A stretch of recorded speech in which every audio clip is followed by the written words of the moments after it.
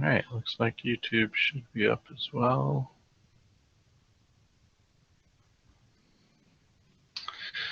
Looks good, sounds good. So we are live and on the air on YouTube and Twitch. Welcome everyone to the Foolish Tech Show.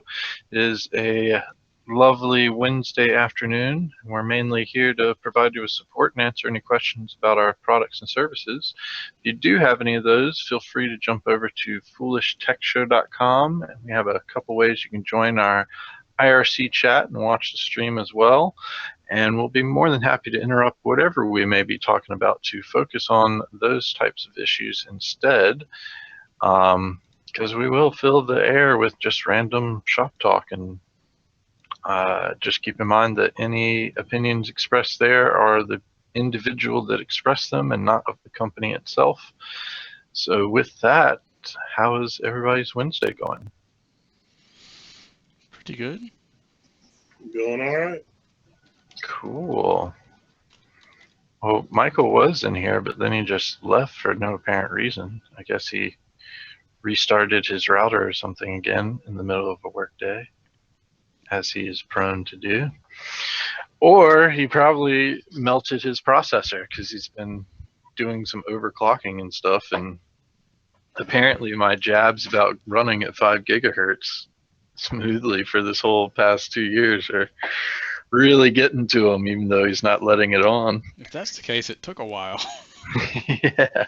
It's a delayed response. He's really trying to increase his CPU overclocking power, but I think that may be also some of the issues that he's been experiencing the past. We might have him back. Probably. Michael, did you break your processor finally? No, it's XSplit. XSplit, what?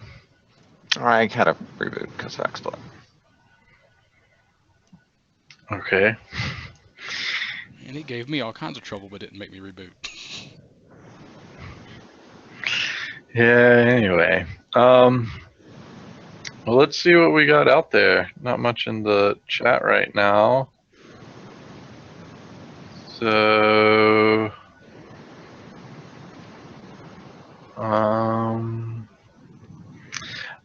I thought this was pretty interesting. Apparently, numerous states are introducing the right to repair legislations, and various ones. That's specifically against Apple? Well, not specifically against Apple, but it's in general for electronic manufacturers. But Apple is specifically fighting against it, and that's what that article is about.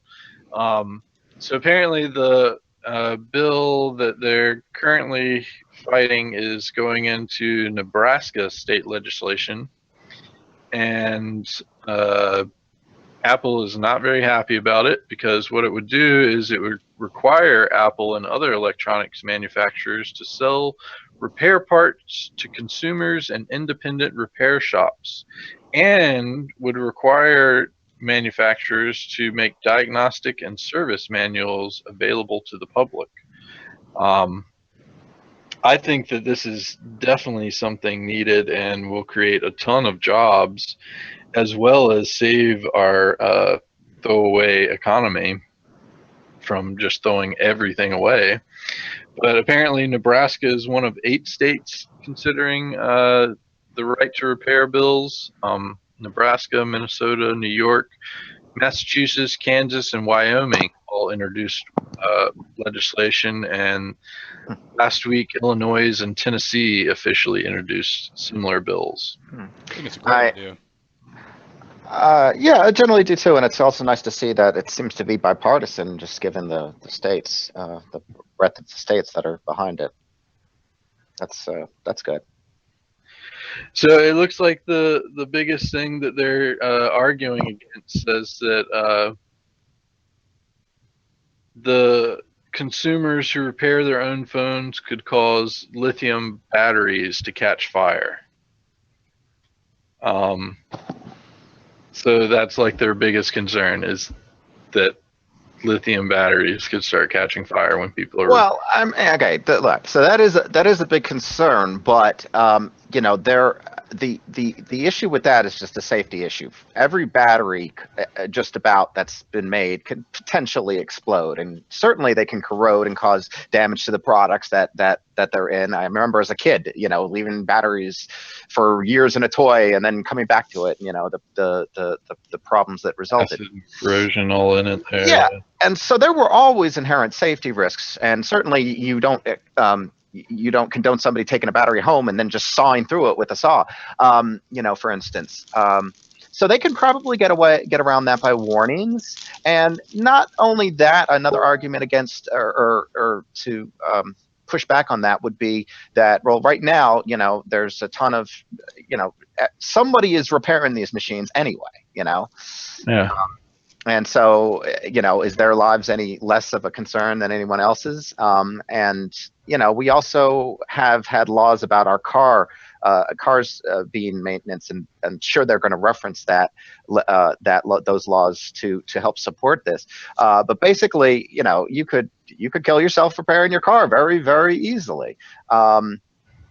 But the advantages to it are far greater, and the job creation, something I didn't actually consider.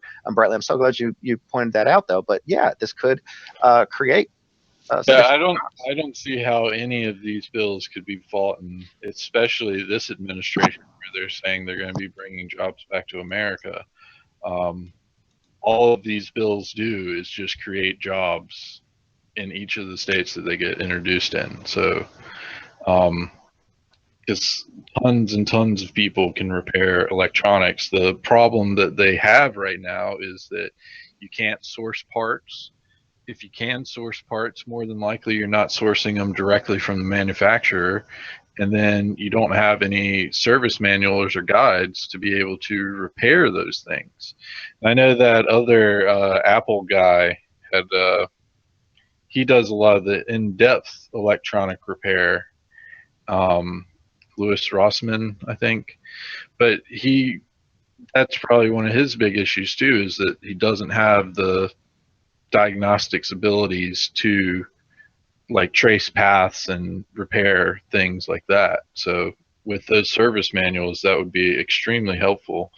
And they could also include those kind of warnings in those service manuals to avert them from liability. But I'm almost positive that they're not concerned about the liability of people repairing their stuff. They're concerned about the fact that they won't be able to force people to return it to the manufacturer and go through them, essentially. So, but I hope it goes well, and I hope they end up passing a lot of these bills, and I hope a lot more states join on. I mean, 8 out of 50 is not a lot. So Hopefully, if a few of them pass it, then maybe the rest will follow suit. yeah. It's just weird that they didn't bring up anything about the farmers and their rights to repair, because I know they've been in a lot of legislation things as well, because they can't repair their own tractors anymore. Like, they have to go back to the manufacturer and get them to replace it. And we all know manufacturers overcharge tenfold. Like, Johnny just had to get a battery recently, and we found the battery at Walmart, but it wasn't an exact fit, and the way it was designed, it wouldn't work in the car. So we ended up having to go to the manufacturer because nobody else carried a battery that would work as designed in the car. And the manufacturer ended up charging like 40, 50 bucks more for the same battery. I think that's what their biggest issue with it is that they won't be allowed to upcharge that much. But we'll see what happens and how it goes. I think the manufacturers would much rather just prefer to sell you another one than to fix it. Yeah. Let anyone else fix it. Yeah, more than likely. More than likely. I thought this was another interesting article as well. Apparently, India launched 104 satellites with one rocket. Apparently, That's a record. Yeah. That's pretty cool. And that went without. I don't think there were any problems with the launch. It went completely as expected. It's interesting to note that they're one of the the ISRO is right up there with NASA and Russia. That's what was surprising to me, to see it coming out of India. I mean, India is not the place that I think of a NASA-like place. Yeah, but both considering their roads. Yeah, both China and India are very far along in those terms. So I'd expect to see more of these types of things. But we obviously don't have a close relationship with China. We do with India. So you will note that I think over 90 of those satellites were U.S. 96 were from the U.S., one from Israel, one from UAE, one from the Netherlands, one from Switzerland, and one from Kazakhstan. Kazakhstan has a satellite. Nice. And the rat's going to be able to phone home whenever he wants. Yeah, most nations have satellites now. I don't think that's an exclusive, that big of an exclusive club anymore.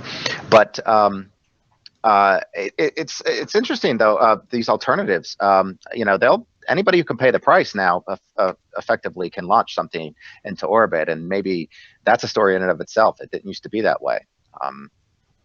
It's a very commercialized business now. It's not just the government's involvement. It's commercial interests. Yeah. So it was also interesting to note that the previous record was held by the Russian Space Agency with a launch of 37 satellites in one go. So that's a big difference.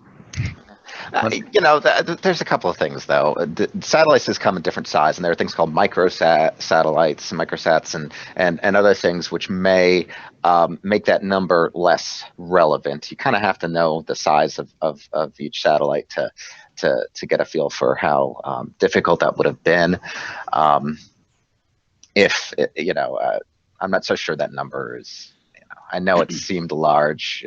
I read that too. That's what jumped out at me too. Don't get me wrong. I'm not faulting you for that interpretation. I mean, that's still a lot though, like comparatively, even if it was micro satellites versus regular satellites. That's true. And the success rate, certainly launching 104 satellites in one go is going to push your success numbers up, given that they were all successfully, put into orbit. And that's oftentimes is advertised. Nobody wants to put a multi-million-dollar piece of equipment on the tip of something that could explode or otherwise run into problems. Now, what is slightly concerning, though, is that it appears that countries outsource to India for satellite launches a lot, because they've launched 226 satellites, and 179 of those have been foreign satellites. So it appears India is like the outsourcing country. Like if you need to outsource, you go to India, even if it's for satellites. 88 of the satellites belong to a San Francisco-based Earth imaging startup called Planet. Yeah, that's the one that just bought all those satellites from Google too. And they're planning on providing daily up-to-date satellite imagery of the entire globe is what their startup is supposed to be doing, which means that soon you could start looking at Google Maps satellite and seeing what happened yesterday. So like right now, I think those satellite images only get updated like twice a year, maybe 2 or 3 times a year, possibly. This company is trying to make it so that they get updated daily. That would be pretty awesome, that you can just go on Google Maps or any satellite thing, and wherever they end up publishing them or sourcing them to, and be able to look at the satellite image from yesterday is probably how it will end up happening. But still, that's pretty amazing. you'll be able to look anywhere in the globe and get an up-to-date picture of what it looks like from the sky.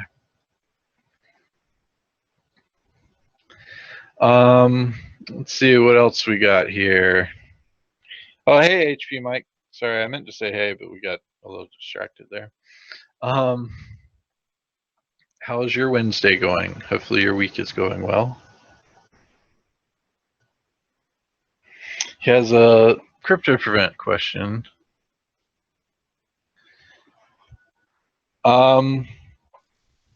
Sure, you can send samples with crypto prevent itself, and we can see how it's applying and what didn't get blocked or how it got blocked or what happened there.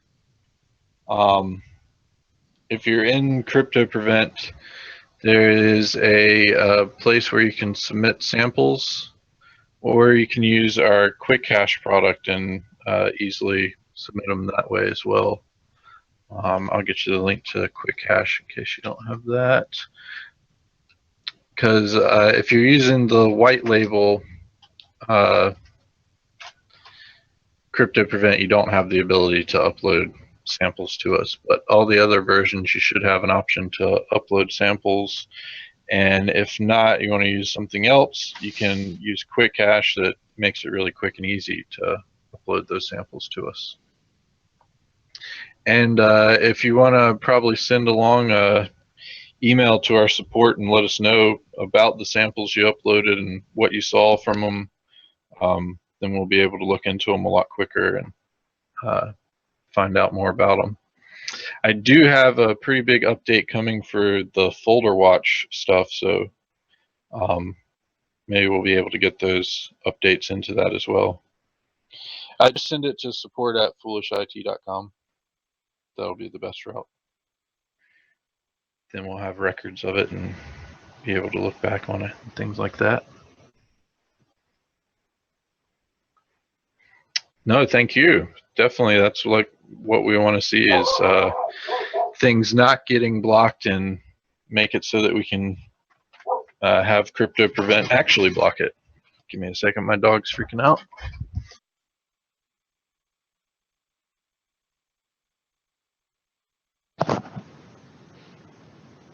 Oh, you're welcome, HP Mike. Happy to help any way we can. Let's see, where was he? So we just got done with the satellite launch discussion. I think I had some things I can talk about. I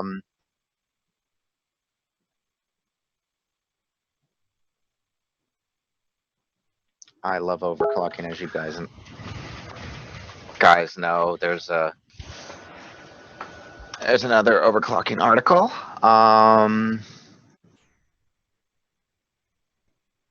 Oh, are you back? Yeah. I was going to see if you were going to continue on with your overclocking adventures. No, just sharing some stories. If anybody has that 7600 i5, please note that the i5 was one of the big, seemingly severe limitations to overclocking is the use of hyperthreading. It creates a tremendous amount of heat, apparently, and the i5, as you may know, does not have hyperthreading. It has just 4 cores, and that should make it a good target for overclocking at relatively low power levels. Now, it's only 4.9. I have seen some people get above 5 or at 5. Some of those require the lid off, as we've discussed previously. But no lid off and just air cooling. Yeah, 5 gigahertz for almost 2.5 years now. Post the CPU-Z screenshot with 100% load, and I'll believe that. Anyway, so there was something else out there I wanted to talk about. They're talking about ransom. Did you already talk about the ransomware potentially hitting infrastructure? No. Okay, let's see if I can find that story. So, I don't like the article title here, but so they're, I guess the clickbait is that the ransomware is going to poison the water supply that is in cities. I think that may be a bit of a stretch. I don't think that would be the first type of attack that would occur, but it does raise some interesting points, and these are basically attacks against industrial control systems. And we've reported before how our infrastructure is seemingly a little bit lax in security in that regard. And nation states and hackers in general have realized this limitation and are now actively constructing ransomware and other malware to impact it. And I'd imagine their intent is to hold cities and other municipalities ransom. And I imagine what they could, we're already seeing 7-digit ransom requests. Imagine if they were threatening to not just delete your data, but to literally poison you or prevent you from getting access to water. I imagine the stakes would be much higher in those instances. You know, well, you said it was unlikely that they would target that, but it looks like that's exactly what they targeted in their proof of concept. yeah, They described how they developed their own proof of concept ransomware that was able to hijack control of a simulated water treatment plant and poison the water supply. I was going on the simulated part. Yeah, I guess you're right, though. It is a proof of concept, and if the simulation was accurate enough, it should be the same case in the real world. All right, so yeah, then yeah, everybody run for the hills. Get your own water supply that can't be touched by anybody else, and keep it on your property. And yeah, there's no defense. No, there's very good defense. Just don't get hit by the ransomware. Well, at the bottom of the article, he also says, where did he say it exactly? I just read it. Keeping your operating system up to date. The ESET security specialist Mark James explains the right response is not to panic, but to take sensible steps to reduce threat exposure by adopting a layered defense. This from the article that literally is titled "Ransomware Poisons Water Supply," or yeah, proof.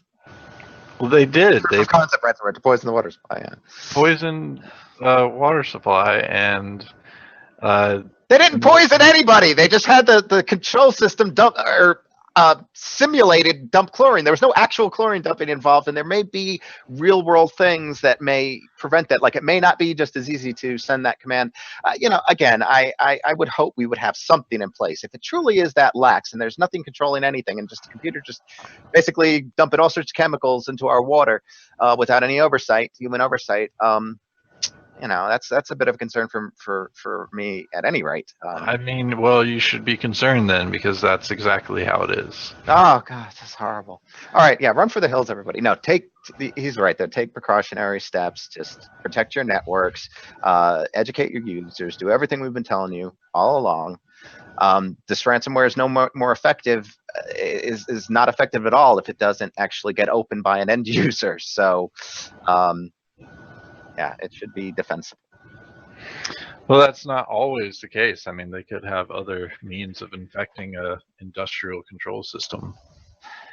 All the existing means of infecting industrial control systems have usually been accomplished from the inside, but do we have a documented case of an industrial control system being compromised from the outside? Look that up.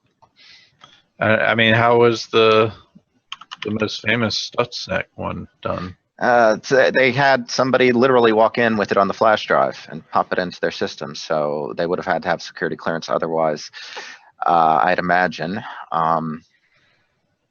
That's how that was done, but it seems like there may have been incidences since.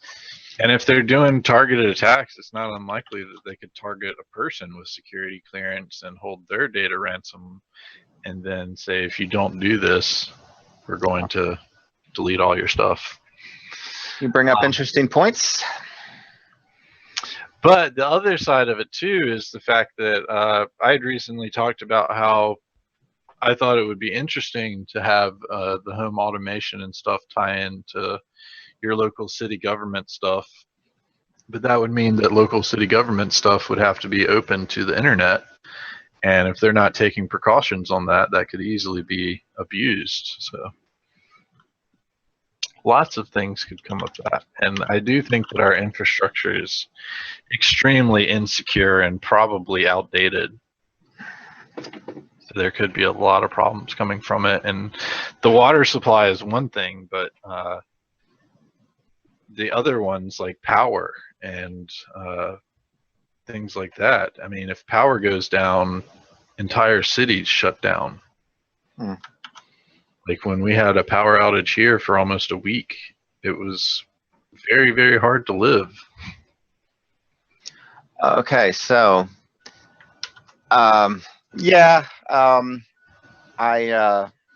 fear, or where I was going, was maybe they are isolating these industrial control systems from the internet, and so this may not be possible. However, apparently Kaspersky, as reported by the British Register, seems to have found 188,000, more than 188,000 hosts with ICS components available via the internet across 170 countries. And 92% of remotely available ICS hosts have vulnerabilities. 87% of those have medium risk vulnerabilities, and 7% have critical vulnerabilities. Oh, Lord.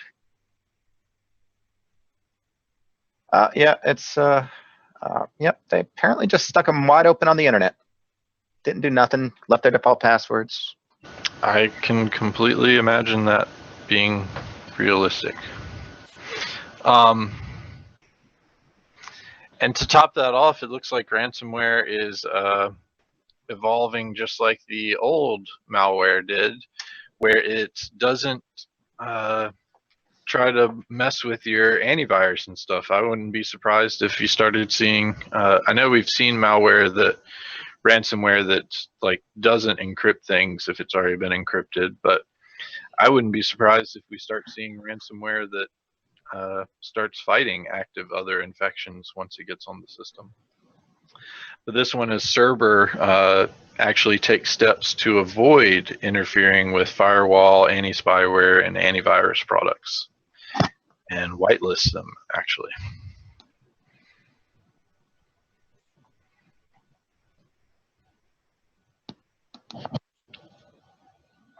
But that is one thing that people don't think about, is that malware and ransomware and all those viruses and things usually want to be the top person on the system. They don't want other malicious things getting in. And if you turn off their antivirus or cripple it in some ways, then it'll cause problems. I know back in the XP days, we saw quite a few malicious programs that would actually go and clean up the system and prevent things from getting further infected so that it could do its own thing, especially in terms of botnet stuff. They want the computer to be workable.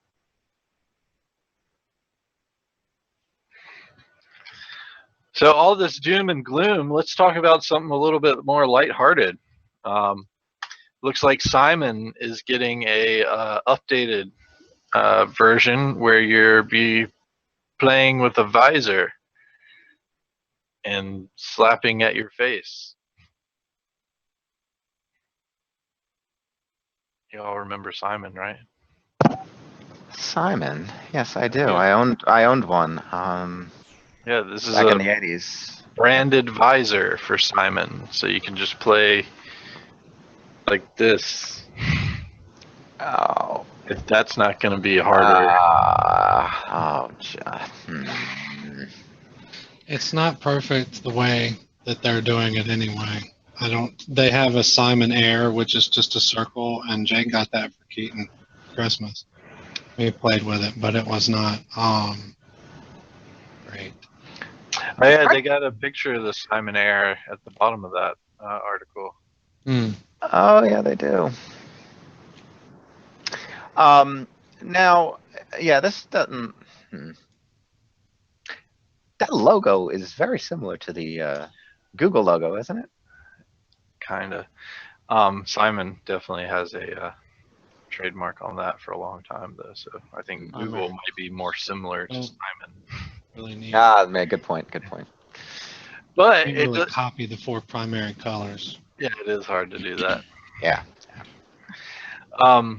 It is interesting down at the bottom of that article where they have the Simon Air. They also apparently have a Star Wars Simon that's in the shape of a Darth Vader mask and plays the Imperial March theme. All right. I just was reading the last paragraph of this that article of the Simon thing. So, and I'll quote here: "The toy is actually reminiscent of the Star Trek Next Generation episode called The Game, where the ship's crew find themselves hopelessly addicted to a head-worn game that eerily similar to optics." Now, okay, I've seen every episode of Next Generation backwards and forwards. I could probably mouth the script to the game, but at any rate, it looked nothing like this. Nothing, not even similarly close. The thing was basically 2 little things that beam shit into your eyes. It had no visor over the front. Was, you know, like more like glasses than this. I don't think that person who wrote this article really saw that episode. And then what about the insinuation that Simon maybe things they never saw? And Who does that? And listen, but that's the thing. They're just sort of like insinuating the possibility that, oh, who knows, those guys making the Simon might be brainwashing you. That's not good. They shouldn't do that. They didn't say anything about brainwashing you. That they compared it to what was done in Star Trek: The Next Generation, and then they specifically wanted to say where the ship's crew find themselves hopelessly addicted to a head-worn game that seems eerily similar, and created by aliens hoping to brainwash and infiltrate the Enterprise. Hasbro did this. Yeah, but that's what the game was in the Star Trek thing. Yeah, they're saying that they were. I know, but they're making a relationship to it, so. Yes, Hasbro is going to brainwash you into memorizing things better. I think that's what they've always been doing, actually. Those sly devils. Hand-eye coordination. Yeah, well, that could be it too. No, but I mean, I never really considered it to be a training or educational tool, but now that I think on it, it does seem like it. At least it's mental exercise, if nothing else, I would say. So, that's good. Although mental exercise is a whole another. I don't know if that's actually proven to be useful either, but. Other possibly good news, possibly not good news, is apparently, if you've noticed, you might not have gotten your Windows updates for the month. Patch Tuesday is come and gone, and it's apparently because Microsoft had an issue with their patches for this. Okay, they're saying they have an issue with their patches, but that belittles the situation. They have an issue with their patch delivery system. This is not just them pulling a security patch because there's that's what people assume. They haven't said that they have an issue with their patch delivery. It would be the only reason for them to cancel. They actually said that they have a issue due to a particular patch. Yeah, they're lying. It's their patch delivery system. People talking about things they don't know. I have no proof for that, by the way, but it is correct that this was supposed to be the first Patch Tuesday using the new format. Believing that they may have some issue with that, but they did not come out and say that. They said that it was an issue with a particular patch, and it could be very well that a particular patch is not able to be deployed in the single update style plan that they're planning to go for. So I just it would have been nice if they had given some idea of when they thought that this would actually take place, because there are a number, including a very severe SMB vulnerability that I think we reported on as well, that would have been addressed by this patch Tuesday. And that means every Windows user is at risk until Microsoft gets this issue resolved. And that, for the large number of Windows users out there, that's a heck of a concern.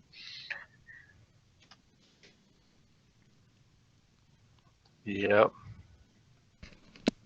But it could be good because now your computer didn't restart.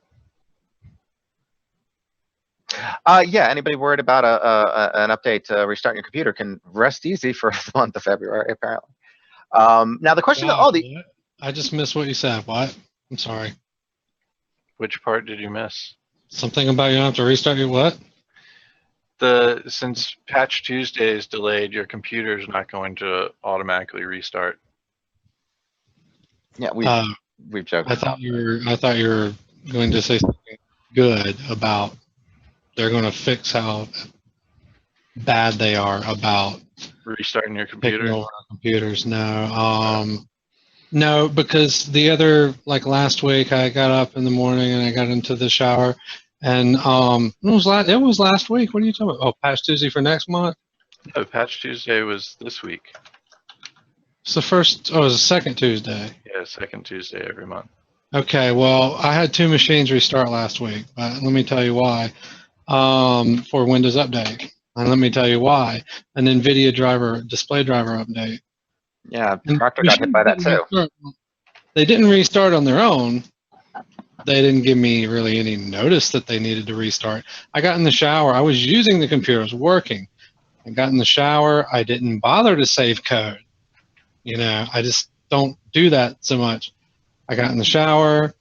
Everything is good in the shower. I get out, and here is I have 3 monitor display, and only the center monitor was on, and the other 2 were off. Well, the lights were on, so I knew it wasn't power. So I immediately thought, oh, the cat, because the computer is still on and stuff. And but all of my programs in my Windows are now jumbled up into one screen, and I'm all aggravated because it's difficult getting the stuff and saving things and whatever to restart. It just Proctor had the exact Windows same complaint driver earlier update. this week. But I had to poke around in Windows for 10 minutes to figure out that it was a driver update and I needed to restart. Like I was down under the desk, at first. That's the first thing that happened. Then I started poking around Windows. I actually hit up Device Manager before I even thought to go to this stupid little notification thing down there, because it and I'm in Device Manager. I'm like, oh crap, well here, the display driver's messed up.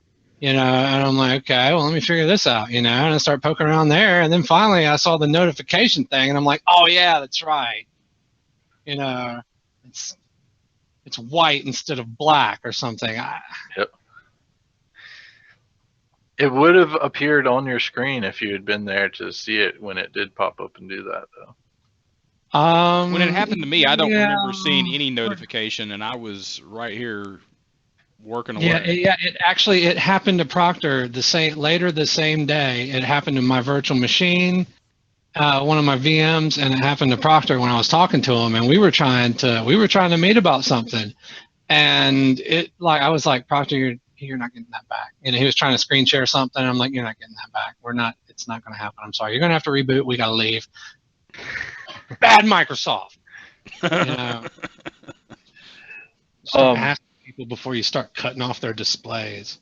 It's funny really. Because the driver update. Hey, why don't you ask me before you install the dang thing? I'm sorry. It's funny because my NVIDIA driver update failed, so I haven't had that issue. Yeah. It tried to update and it didn't.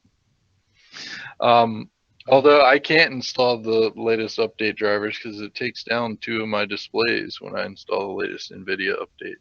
So that's my problem. So I'm glad it failed. But. Yeah. Spiceworks.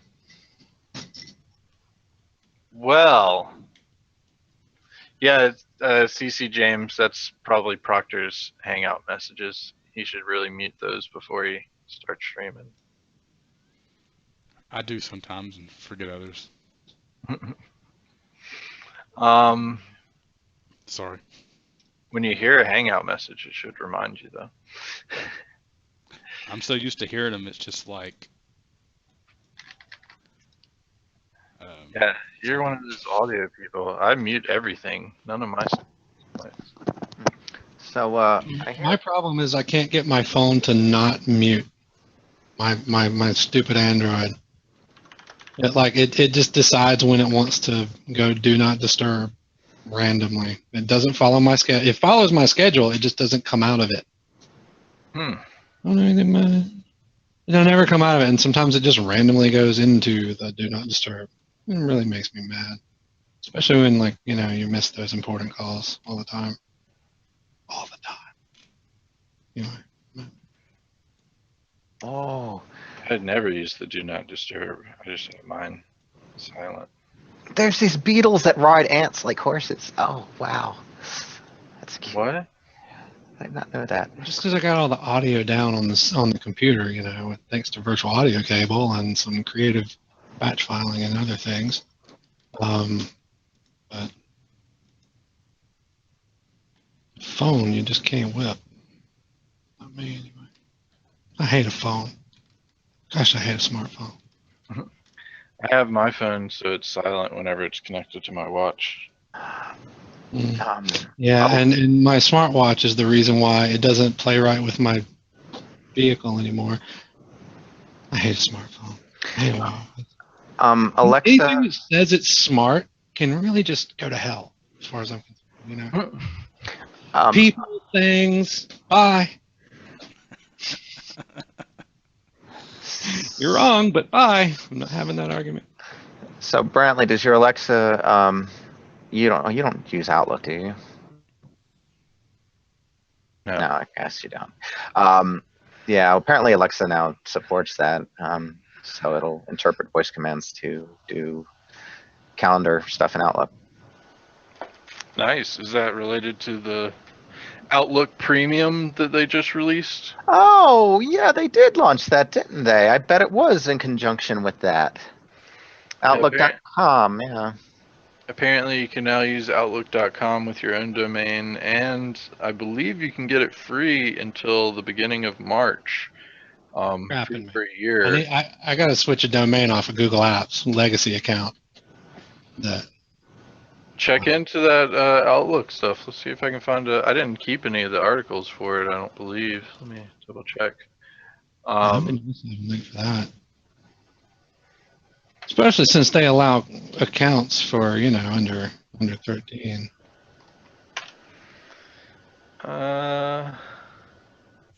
3 out of 4 kids agree.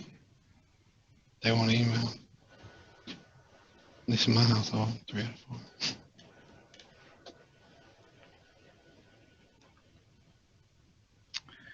See if this article has anything related to it. Trying to see where so it's $20 a year, but I believe there was a deal that if you signed up, you could get the first year free. Mm-hmm. Oh yeah, until March 31st it says. It's $20 a year is the price, and then if you don't get it before March 31st, it'll go $50 a year. So ad-free. You know it's going up to $50 a year after the first year too, anyway. Probably, yeah. No matter when you buy it. I thought there was something that had it where you could get it for free, but I guess I read wrong. Ad-free. Yeah, maybe I mistaked it with the ad-free part. Now, can you use it without Outlook is my next question. It's the Outlook.com, so I believe you. Oh yeah, the web. Can you use it without Edge? This is my next question. Unsure on that.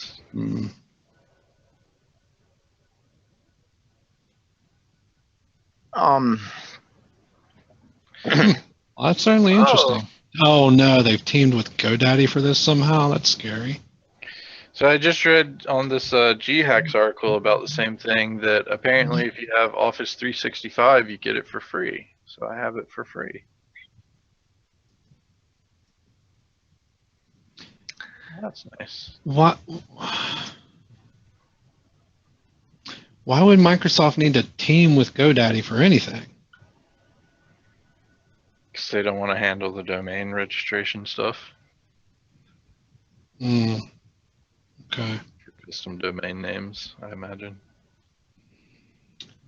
You were just like, evil Microsoft. Oh, they got a new service? I'm on board. Man, you know what? You're talking about a different side of Microsoft. You know? I mean, with so many different sides to Microsoft, really, one hand in the other. But I see what you're saying. That is funny. The problem is that we only have a very few choices. You know. You do that. You do. I mean, there are more choices for for this. There are more choices, but they're not all very feasible for a lot of reasons yet. Unfortunately. Very true. Very true. Zoho has something. Even Zoho, the Indian company, they have like a GApp suite, email, domain free. They have all that junk too. Mm-hmm. I don't think they had anything a year ago. It just sprang up out of nowhere. But no one has enough, you know, like there's always something wrong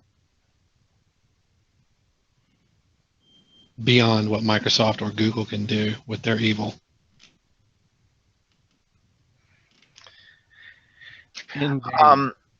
So this is a follow-up to something we've discussed previously, but this is about border searching and unlocking your phones and passwords and things like that. And they look at all basically the legal precedents and cases involved in it, and it's a little bit disturbing. They can they don't have a set limit, and in most cases they don't have the ability to detain you for more than 36 hours, but there's not a set limit on the amount of time that they can detain you, you know. So potentially it just says extenuating circumstances could be increased. At any rate, they can always though take your phone and keep it for as long as they want to and decrypt it. So you really should never, if you're crossing the border, you should never put anything that you want to remain personal, private, on an electronic device, because it doesn't have any protection. Never do any of that in any time that it's in question that you get to keep that device. You know, like when you're breaking the law or just think about that first. Well, no, I mean, you know, it wouldn't be breaking the law. Like, for instance, it could be Boeing having a whole bunch of trade secrets on by crossing the border, Michael, but you're encountering authorities where things can happen. I'm saying that's an example of people breaking the law and carrying their cell phones with them, not only encrypted even, but without a password sometimes. And you hear about stuff. So, well, these cases all were covering people that hadn't broken any laws and were all ultimately released or had their thing thrown out in court. But I'm just saying it doesn't matter. It's not breaking the law that I'm talking about specifically. I'm just talking about think before you act is all. That's all. Well, I mean, like the case of the NASA guy who's got probably important NASA secrets on his phone, but Border Patrol detained him and then wanted him to unlock his phone and give him access to all those NASA secrets, which they don't have clearance to. Yeah, I mean, it's one would imagine like a little guy in a suit, you know, would come from a government agency with only acronyms that you've never heard of before and say, "Sorry, bud, you can't do that. Give it over." You know, I mean, it's not really. Come on. Maybe if it's a matter of national security, but if it were just yeah, it doesn't industrial secrets or whatever, exactly. A Border Patrol agent is not necessarily anyone other than a randomly hired person. You know, and they don't. I know they don't know. I'm saying.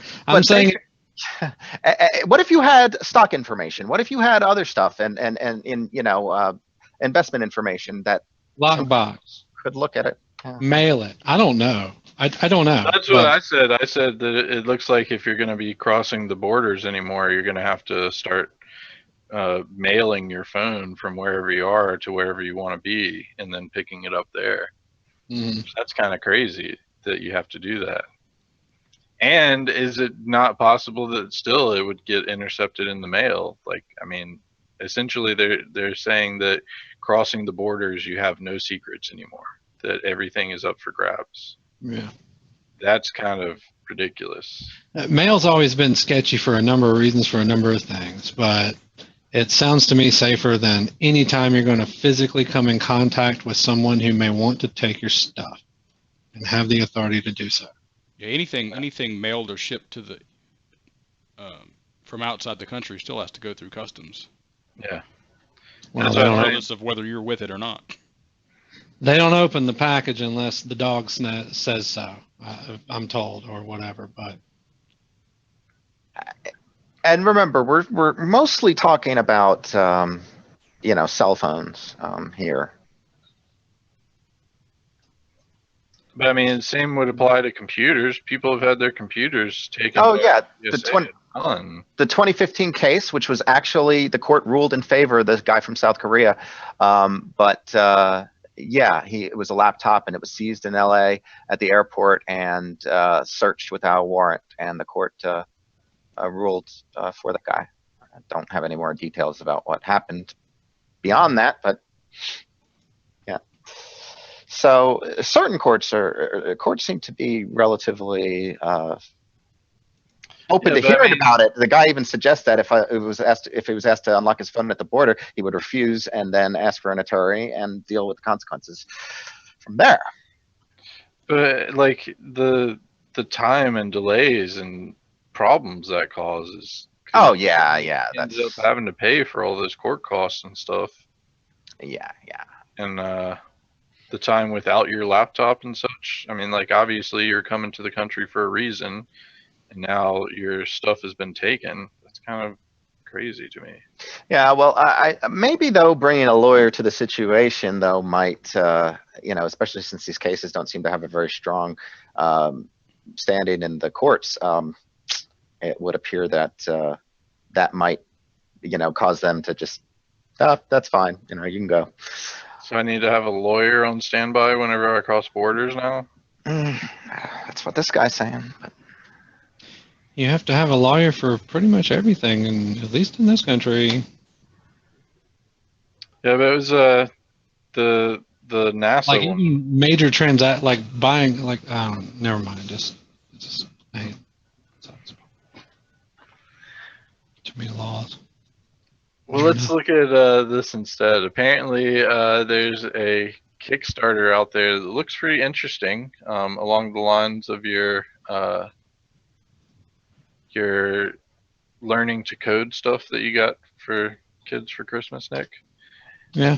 Make Blocks Neuron. It is still in Kickstarter, so you can't go out and buy it right now. But it looks like they're making like a Lego style setup for learning to code and play with things and putting together electronics. Well, that's already. Yeah, that's another one. It's not the first. They already have Legos for that. Yeah, They're but not this Lego one brand. looks really nice. One of the things is like that, and it's not exactly Legos. It's another major one. It's not Little Bits, which I got for why, but it's there's another one and it's more like Legos, and they have a stackable thing that you can go up now too, and for circuit boards. But then that's been on Amazon for a long time. I think they were out before Little Bits. But then there's another one that actually is compatible with Lego pieces. National Geographic sells something kind of downscaled and similar to it, like where you can build little Lego dinosaurs and things and do robotics kind of stuff. But I'm thinking of something different. It's like fully, it looks more like that, but it's not that. Well, I didn't find what you were talking about, but I did find Really? something quite interesting. Fisher Price has a Think and Learn Codapillar.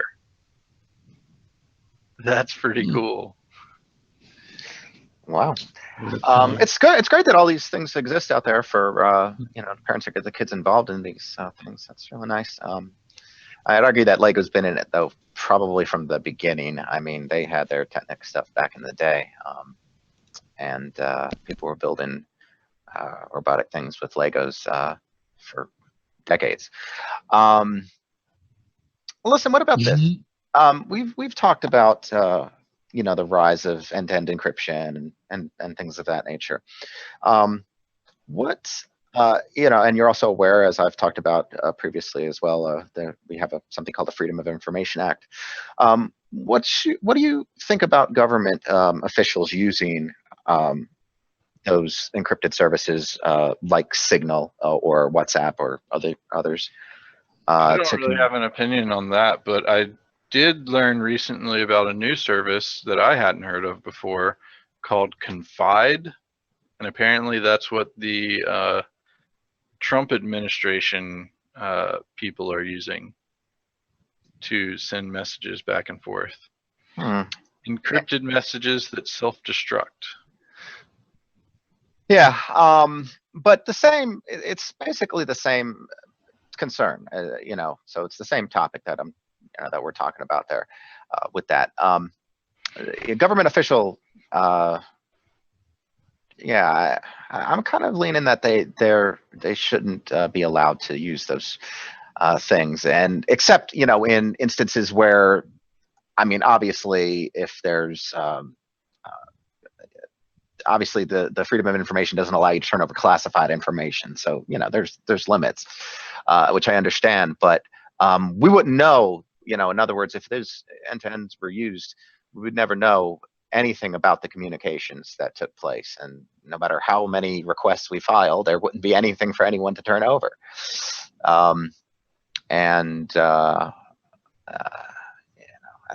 There needs to be accountability in government offices. But whatever. I just didn't, I didn't know. Generally, I'm a big supporter of end-to-end encryption, and privacy rights, as you guys know. But this is one case, I think, where I sort of disagree with that. So you think you should have it, but the government shouldn't? No, government officials, hey, don't run for office is the thing. If you're going to be they're walking around with all those state secrets you were just talking about, shouldn't be confiscated at borders and stuff, right? Yeah, they're the ones that probably should have the encryption the most, because that does protect us all, right? You know that, right? Okay. That's weird that you would. That is weird that you would pick this one thing, especially after the other thing, to not agree with. Well, I see it a little bit. That's very weird. Differently. This is not, obviously, a congressman or whatever. I would assume that they are traveling differently. They're not just going to the airport, but maybe they are. In which case, again, though, the same. In other words, they're not. It's a court thing. Mike can fly first class, but they're still using the airplane. Okay, but regardless, it's a court thing. In other words, you can't. I don't want their information to be turned over to the Border Patrol agent there. But I can still send my Freedom of Information Act to get that information if he was on business during that trip. You want to be able to get that information, but you want to keep it from the Border Patrol agent who could also get that information. He's on U.S. business, acting as a U.S. representative or whatever, government representative or whoever is involved in this. There should be just randomly searching. I mean, yeah, they could just. The world should just be different. Randomly strip search everybody. I mean, and take everyone's data. But I thought we had certain privacy rights. I thought, unless you were suspected of something, you weren't considered to be a criminal. Yeah, but you're saying that the officials shouldn't have those rights. In their line of work, they have those rights as private citizens. This is only when engaged in their work. Yeah, but Well, the nothing line in their of work books. needs to keep stuff confidential and secure for periods of time. Like, even if you request a Freedom of Information Act, you could just get back a sheet of paper that's completely blacked out. Yes, yes, absolutely. So, what's the difference? Because, in other words, the government, they have to classify the information. Everything is getting, whether it should be classified or not, is getting, is basically hidden from our eyes. So, there's unclassified information then ostensibly that's being sent, unless they're concluding that the entire conversation is classified. In which case, that's fine too. They can do that and still use the encryption. But for their day-to-day activities that the public should have access to, they shouldn't be allowed to use that. Again, a broad blanket statement saying it never should be allowed. And of course, again, this is only when they're engaged in their official capacity and official duties. This is not when they go home at night and want to communicate with their whatever, whoever. I don't think the two are in contradiction of each other. That's just my opinion. Okay.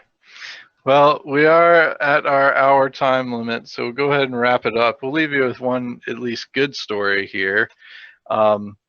In Germany, it looks like someone was driving on the Autobahn and saw a Volkswagen Passat swerving erratically and slamming against the guardrail multiple times. Then the driver of a Tesla noticed that the person behind the wheel was unconscious. So he sprang into action, called the fire department, pulled in front of the Passat, and then hit the brakes so that the Passat hit his car and stopped the car, basically. That's pretty nice. I'd say that driver needs to be given a medal or something. Sounds like he went out of his way, put himself in harm's way to save this man. Yeah, and his car. That's right. Then there's, insurance Yeah, that's his fault, right? But the car. The insurance. Yeah. Yeah. Well, wow. He must be wealthy then. I'm imagining. In spirit. In both. But anyway, that's a good story to leave off on, I think. So that guy. Thanks everyone for joining us. We will be back tomorrow for our Thursday show at 4 p.m.